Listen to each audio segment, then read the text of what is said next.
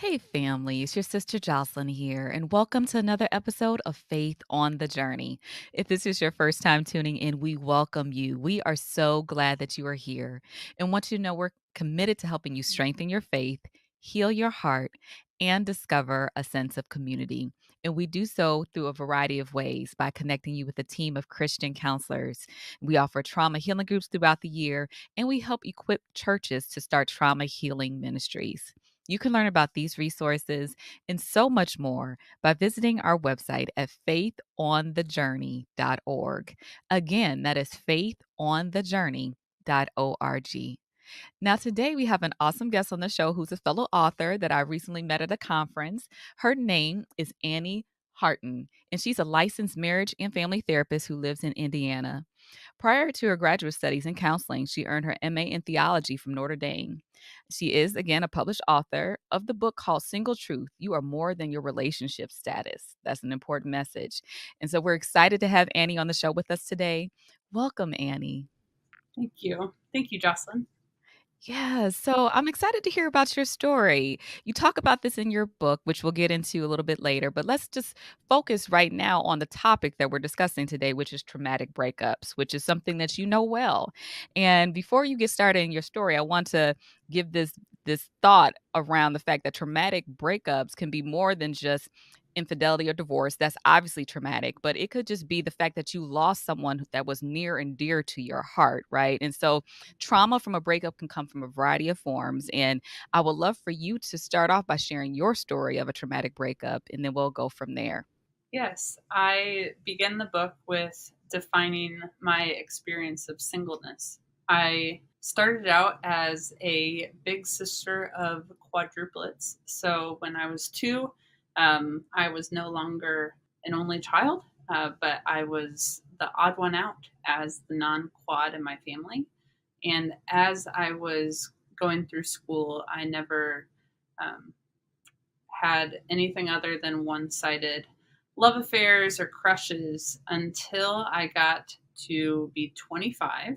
I was in graduate school as a marriage and family therapist, and I met this guy at like a chance meeting, one of those experiences where you notice someone and time stops and you just kind of stare and wonder why this person was placed in your life. So I was 25. He became my first kiss, my first date, my first official boyfriend, and I thought that was the purpose for my long wait without a significant other. And I was in grad school at the time, preparing to be a marriage counselor. So I thought that everything was falling into place. This was the perfect timing, and we were talking about marriage since day one. It just felt um, very providential as God placed us together, and we started praying together. We went on a lot of adventures. We danced together.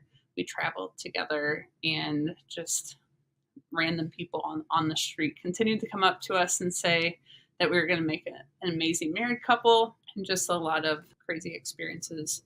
And about 2.5 years in, we were really preparing for engagement, going to therapy together. And instead of proposing, he actually stopped our therapy and broke up with me. So he shared that he was not feeling worthy of my love, and that he felt like something was missing, and he wanted to take a break for a month. That month seemed to provide some space for us to prepare for marriage in the future. But that month break ended up being a almost 6 year breakup at this point. So I definitely experienced this traumatic shift in what I thought my plan was, and everything falling together, graduating from um, grad school as a marriage counselor, and now no longer a single marriage counselor, but now going to be a married marriage counselor. And then my life just traumatically shook, and I really noticed how much worth I had placed in my relationship with him and in him, rather than being aware of my own identity as Annie, not just as his girlfriend or potential spouse, but in who I am and who God made me to be. So that's when I started being more attracted to the idea of suicide and really realizing how I lost a lot of meaning and I lost a lot of who I was, and that was a big wake up call for me to really step back and notice how much I was enmeshed in this and how much I kind of put all of my chips in into this into this one outcome, that when that outcome did not happen, I didn't know where to turn and what to do. And so being single again after that was very, very confusing, because it seemed that that was the reason why I was single all that time. Wow, Annie, that's tough. And I thank you for your transparency around the fact that you struggled with suicide after that Mhm. loss because that does happen. Many people don't talk about it, but thoughts can come up of what is the meaning of life? Why am I here? And were you surprised by that, seeing that you are a counseling professional? There's a lot of Yeah. stigma put Mhm. on counselors that you shouldn't struggle with certain things, which I think is completely unfair. But did it surprise you that you had that emotional response? And was there shame associated with the fact that you had suicidal ideations around at that time? Yeah. So as a therapist, I always wondered why people got to that point, because I have always been this happy Annie. I have a lot of joy. I always see the bright side in things. I've always been kind of that bright-eyed, big smile, lots of fun. And so that was a big shock for me because I never understood how someone could get to that point. And so to clarify too, I was never planning or attempting, but just that kind of attraction or that understanding of why someone would find that as an option was actually very. I think it was a gift for me as a counselor, because I can really connect with clients in a different way now to really realize that that point of hopelessness and really struggling, to find a way to advocate for yourself, a way to really explain how broken you really do feel, especially when others say, "Oh, breakups happen. Just, you'll get over it," or "This is just your first one. It's always the hardest, and you'll find someone else." And all of those, well-intentioned pieces of advice from loved ones can actually really add stress to the person that can only see so far in their future. That's real. And at the time of a breakup, you really can't see too far ahead of you. Sometimes it is like day by day, minute by minute, second by second that you are pressing. And I would love for you to share with our audience what helped you to get through this season when you were really in tremendous pain. Well, whole lot of God, whole lot of prayer, and I don't remember exactly, what came from that moment itself, other than this kind of invitation to reflect on what brought me to that point, because I knew that that wasn't normal for Annie to be that low. So it was more of a wake up call for me to really, um, kind of step back, take a breath, and really say that something has to be done here. So I definitely went to therapy. As a therapist, I recommend that for everyone. And one of the biggest adventures, that I accepted the opportunity, um, is to go on the Camino in Spain. So there is a path where you can backpack, whether you're by yourself, whether you're with a group. I went by myself, and it's the safest and the cheapest way for women to travel alone. So you just need a backpack. You go to, these different checkpoints, and you just backpack across Spain. I encountered so many people going through divorces, losing their jobs, going through any sort of change in their life. And it's a way to really just walk through all of the whys, all of the questions, all of the things that you're wrestling with God about. And, when you wake up and you walk mile after mile after mile and just say, why God, why God, why God, why God, and you are able to work through those questions, which God wants us to turn to Him and ask those questions, anyways, in order for us to find answers.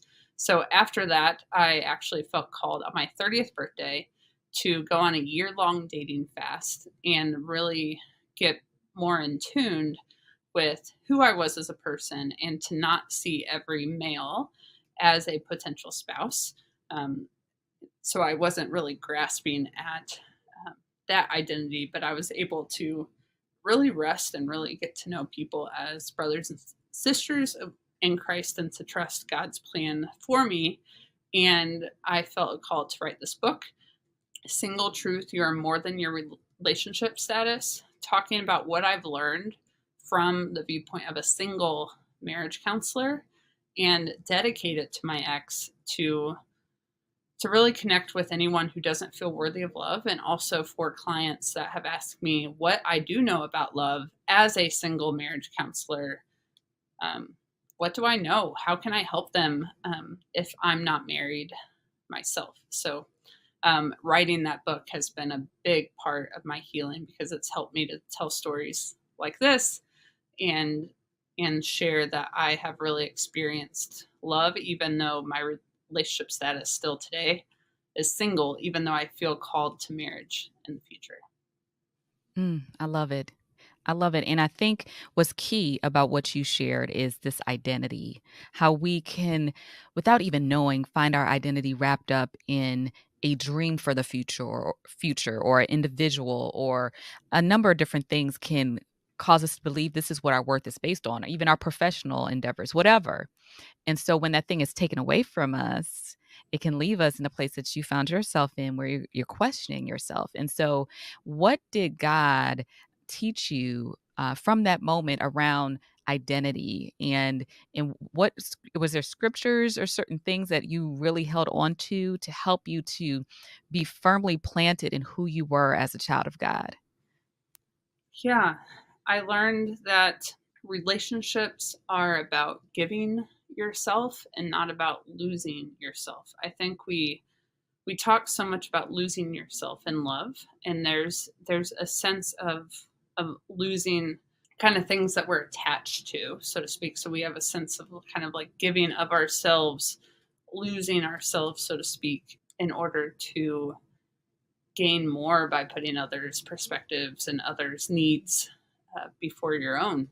But I have learned as I've worked through with couples going through divorce, as I've worked with people that have lost important loved ones in their life, reflected on um, colleagues who have died single, people who have died on their honeymoon.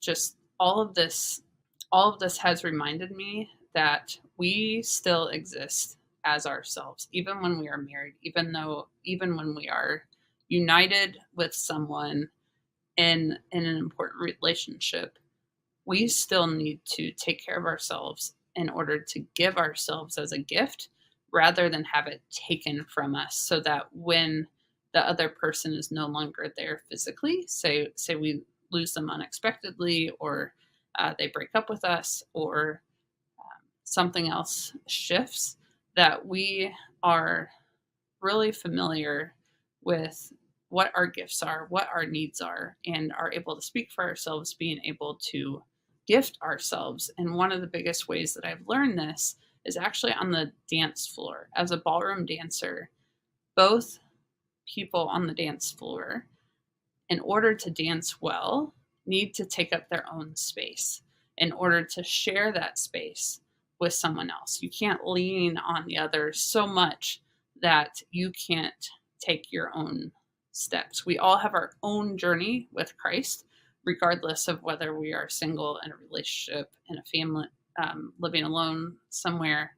And St. Paul talks about that a lot. As Paul was single, Peter was married, and we have that kind of dichotomy there of that it's a gift to be married, but it's also a gift to be single because you're able to be more single mindedly focus on Christ with your whole heart without having a family to be concerned about with providing for, or to know that you have other responsibilities other than just being a disciple.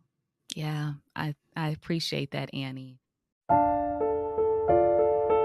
When I lost my father, the grief that I experienced was paralyzing. Even though I worked in the grief counseling field, I still needed the support of a counselor and a faith community to help me navigate my grief journey.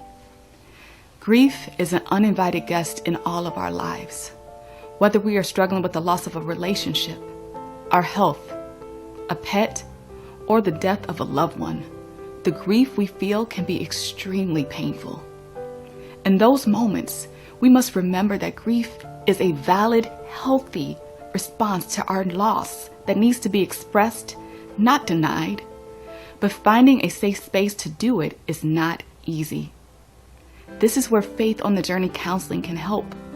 We put together a free grief resource guide that provides several tools to help you process your grief in a healthy way. In addition, we can help connect you to a Christian grief counselor and plug you into a small group that will pray with you, encourage you, and help you get through this difficult time. We know how difficult this grief journey can be, but you don't have to carry the burden alone. Visit faithonthejourney.org/grief to access your free grief resource guide and connect with an incredible Christian community that will support you.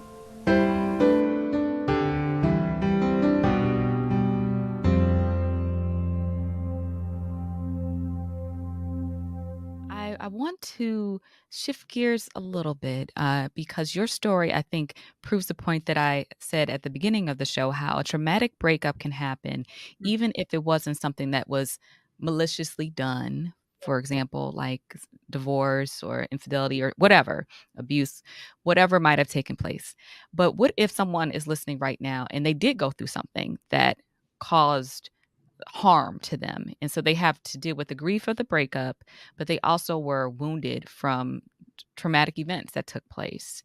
What are some things that you can offer individuals who might be listening who experienced that type of trauma from being betrayed or whatever took place and they're feeling stuck? That's a good question. One of my favorite role models is Eva Core. She just passed away not too long ago, and she was here in Indiana as a Holocaust survivor, and she was treated by Nazi doctors. And she talks a lot about the power of forgiveness. And I love to talk about forgiveness in my work as a counselor, and also in grad school, I did a presentation on the power of forgiveness, because often we think of forgiveness as forgive and forget. We think of forgiveness as that means what happened is okay, and that's not what it means. The more we dive into forgiveness being self healing, and forgiveness being this release from a desire to get revenge, or a desire to have to understand and explain what has happened. Forgiveness is just this free gift that usually is undeserved, but to know that that's a gift that we can give to ourselves, is to not let it define us, and to not let a hurt person hurt us in a way that, one, they didn't intend, because they're hurt themselves, and that wasn't something that we need to take on. And it's like having two people drowning together instead of just one person. Like, in order to be someone that can be able to help others, we need to be able to stand and have our own flotation devices, have our own resources around us that can help us believe in the truth of who we are. And that truth is an objective truth that doesn't depend on anyone else and what their responses, their actions say. So I think that's a huge thing, is the power of forgiveness. I agree. I agree. And is that something outside of forgiveness? There's some other things that you talk about in your book that can help individuals who have experienced a traumatic breakup. So we talked about counseling, Mhm. forgiveness, prayer. Any other key takeaways that you offer individuals? Yeah, I really encourage adventures. I really encourage exercise. After the breakup, I got a kitten. So now I have a almost 6 year old cat, and recently I got a dog who was going to be about a year old in a couple weeks. And just surrounding myself with good friends, with family that really can understand, um, can really let me process at my pace, and to to really find things that I enjoy. Like I started ballroom dancing. I always thought I needed a partner to do that, and I actually danced with a professional teacher, and then I walked the Camino. So I, went on this adventure across the world and didn't let that hold me back. Thinking of things that you want to do with your life, and instead of waiting to do them, you can actually explore and learn a lot about yourself through those journeys, through those processes, those new hobbies, um, those new ways to engage your mind and your heart, your body, your communities, and just knowing that you have so much to give. So my book is broken down into free, faithful, and fruitful. So really thinking of like how free you are in your life right now, and like what you can detach yourself from that's really holding you back, where your faith is right now, to really focus that time on your relationship with God, because it's just about you and God, especially in those moments of change and transition, and you don't know what the next day will bring. And then fruitfulness is not just about having kids. It's not just about having that relationship, but it's about service, and it's about giving, and really using your gifts to go help someone else. So whether that's going to help babysit for somebody so they can go out on a date, whether that's helping at a soup kitchen, whether that's going to help at your church, writing to others, starting a business, starting all different kinds of opportunities are out there to make sure that you are living your life to the fullest. That gives someone hope. And I hope they take heed to what you just shared. And I want to go back to something that you just mentioned that I thought was profound: process at your own pace.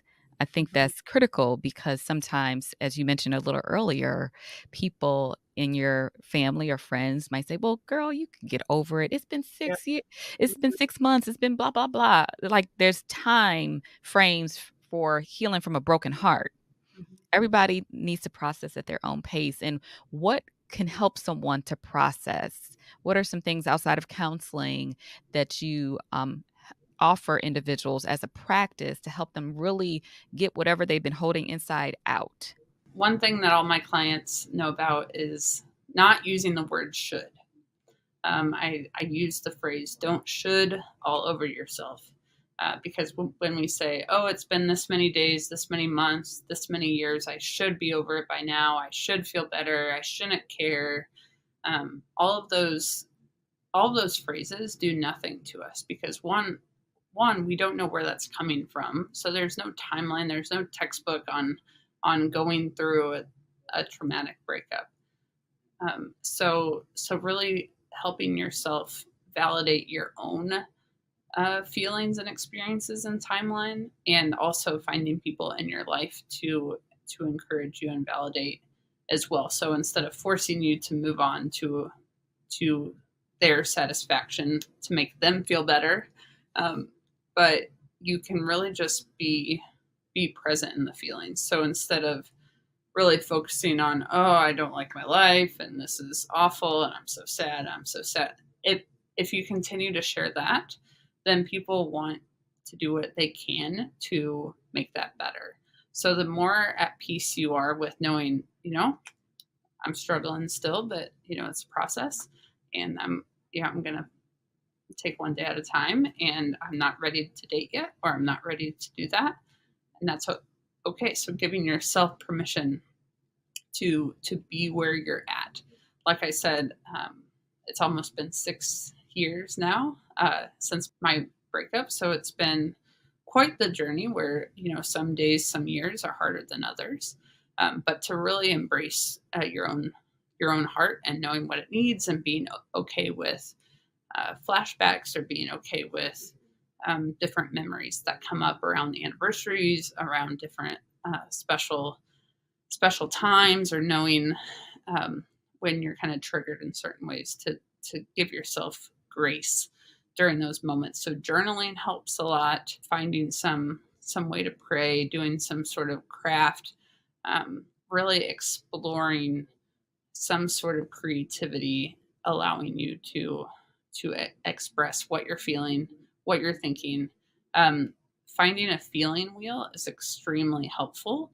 I use a feeling wheel in my practice, and that really helps um, my clients be able to visualize more than just happy, sad, mad. So, as a kindergarten, first grader, we just talk about feelings as I'm happy, I'm sad, I'm mad. This kind of expands on that. It kind of helps us to know, oh, I'm feeling inadequate. And that means that I'm feeling afraid. What am I afraid of? And then that can help us to explore what's really going on instead of just thinking, oh, I want the relationship back. I want the relationship back. That's not necessarily the answer or what our feelings are telling us. Our feelings are telling us more of what are we afraid of? Oh, I'm afraid to be alone, or I'm afraid of not having all the information. I'm afraid of, being blindsided. And then you have kind of the angry column. There may be like an embarrassment. There may be this kind of anger with ourselves, our frustration to say, oh, we should have known, we should have predicted that. There we go with the shoulds again. So just really giving yourself the space to sit in those feelings in order to heal them. When we have wounds, we really need to put that ointment on, and that ointment stings. But it's there to ultimately heal. And that's a huge factor, that in order to really heal wounds, you have to look at them, you have to expose them. And one of my favorite images of Christ is actually the resurrected Christ with his wounds. So we know that he was identified by his wounds on his hands, on his feet, on his shoulder. And we know that our wounds can be gifts to others as well. So here I went through this heartbreaking, devastating experience that now I've written a book about it. It's helped me as a counselor. It's helped me as a friend. It's helped me to have a deeper understanding of others who are going through traumatic breakups as well. So that's why we experience things, is to think of ways that we can be a gift to others. And you are a gift, Annie. And I would love to ask you several other questions, but we're running out of time. But there is one last question I want to ask you, and that is, if you had the opportunity to speak to the younger Annie, the 25-year-old Annie, the 20-year-old Annie, what would you tell her if you had an opportunity to have a heart to heart conversation? I love to think that the best is yet to come, and that God's ways are bigger than my ways, and God's thoughts are bigger than my thoughts. So just encouragement that there's no rush to heal. There's a purpose in all of this, and that there is so much in my life that would not have unfolded, that would not have happened if the breakup did not happen. So I have really gotten to a point to be grateful for that experience, because I've gotten to know God's heart better. I've gotten to know my heart better. So just being patient, being full of grace. That's what my name means, is full of grace, and just taking what comes, and letting things, letting people, letting experiences go that God takes from me. So just kind of accepting what God gives, and letting God take what he needs to take away. Awesome. Thank you so much, Annie, for being here. I appreciate you, and I encourage everyone, grab her book at annieharton.com. Some great resources and tools there, and just blessings to you as you move forward in your ministry, Annie. Thank you, Jocelyn. Yes, thank you. And thank you all for tuning in to this episode of Faith on the Journey. And if you enjoyed today's broadcast, be sure that you subscribe on YouTube, or if you're listening on Apple Podcasts, leave a 5-star review so we can help to get this message out to the world. Also, if you're looking for a Christian counselor who specializes in grief and trauma informed care, reach out to us at faithonthejourney.org. Again, that is faithonthejourney.org. So that's it for this week, family. Until next time, you stay encouraged and you keep your faith on the